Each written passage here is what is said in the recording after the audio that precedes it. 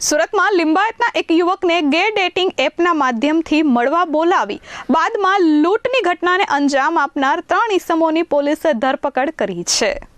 વરાછા પોલીસના જણાવ્યા મુજબ લિંબાયત પ્રતાપનગરમાં રહેતા એક યુવાન ફ્રૂટની લારી ચલાવે છે। આ યુવાને પોલો ગે ડેટિંગ એન્ડ ચેટ એપ્લિકેશન મારફતે એક અજાણ્યાએ પરિચય કર્યો હતો। ત્યારબાદ ગત તારીખ 28મી જૂન 2026ના રોજ બપોરના 1 વાગ્યાના અરસામાં મળવા માટે વરાછાના અર્ચના સ્કૂલ પાસે બોલાવ્યો હતો।